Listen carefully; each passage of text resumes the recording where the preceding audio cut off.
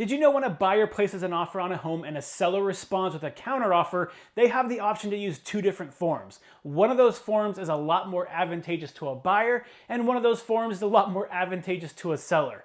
Now, which form is which and when do you use it? That's what we're going to talk about on today's episode. Hi, I'm Josh Alexander, your host of Orange County Housing Market News, your one-stop shop for all things Orange County real estate. So today we're going to go over the different options sellers have to issue counteroffers to buyers when they're first trying to negotiate getting into escrow.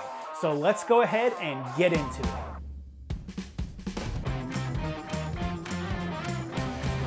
So before we go over the two different types of counteroffers sellers are able to use depending on the circumstance, let's first do a quick review on why sellers issue counteroffers to begin with. So a seller is going to issue a counteroffer basically to change any terms in the contract they didn't like that the buyer gave to them. So yes, the first one that pops into your mind is always going to be the asking price. So sellers can always ask for the buyer to come up in price. However, oftentimes you're going to see a lot of other terms in there as well that the seller wants to change. So for instance, maybe the buyer only wants to put $3,000 into escrow at the beginning as their earnest money deposit. Maybe the seller wants them to put $5,000 or $6,000. They can put that in the counteroffer. Maybe the seller wants them to reduce or remove some contingencies. They can put that in the counteroffer. Maybe the seller wants a longer escrow period so they have time to find a new replacement property of their own. They can put that in the counteroffer. So basically anything in the original contract, they can try to change it to give them more protection, more flexibility, or more profit at the end of the day when everything is said and done. So now that you had a quick refresher of what a counteroffer is and what you can expect to see in a counteroffer, now let's go ahead and go over the two different types of forms that the seller can use to issue that counteroffer and the two big differences between them. So the first form is going to be called a seller counteroffer form, and the second form is going to be called a multiple seller counteroffer form.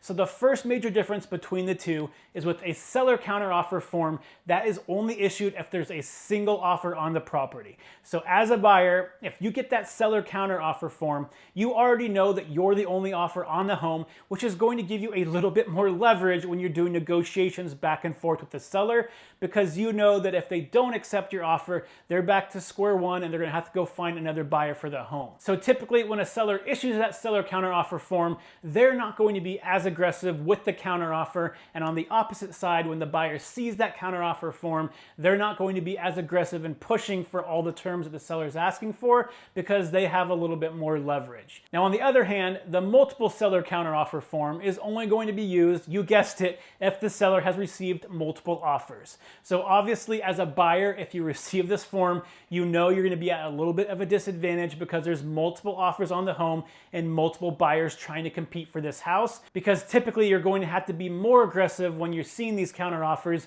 in order to make sure you have a chance of getting the home when you're competing with multiple buyers. So that first difference between the two forms is pretty obvious, and logically you can understand when a seller would use one or the other because it just depends on how many offers they got on the property. However, the second difference between these two forms, in my opinion, is much more important to pay attention to because not a lot of buyers know this information before they start placing offers on homes, and it could really set them up for disappointment. So when you're looking at that seller counteroffer form, which again is just a single offer on the property, if the seller issues that counteroffer and most of the requests seem reasonable and the buyer says, yes, I agree to everything, as soon as they sign that form and send it back to the seller, then they're legally under contract and they're going to open escrow on that house.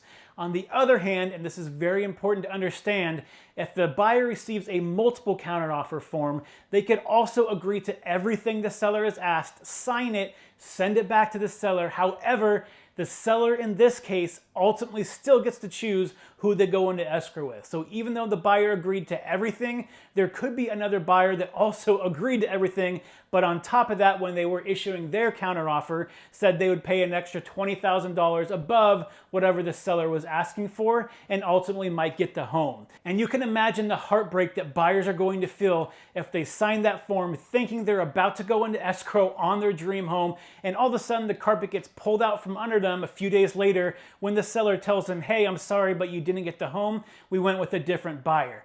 If you don't have the proper expectations set up and you don't understand the forms that you're signing, it can lead to a lot of disappointment, which is why I make sure that anybody that I'm working with understands the difference between the two forms before you even start looking for properties. And that way, when it comes up, you have the right expectations. So even though you might be excited and agreeing to everything if it's a multiple seller counteroffer form, in the back of your mind, you still know that you might not get the property because the seller is ultimately the one that gets to choose who to go into escrow with, even if you agree to everything. So I hope you found this information useful. If you did, please hit that like, subscribe, and that follow button below. And if you're watching this on YouTube, don't forget to hit that bell button as well. That way you're notified every time a new episode is released.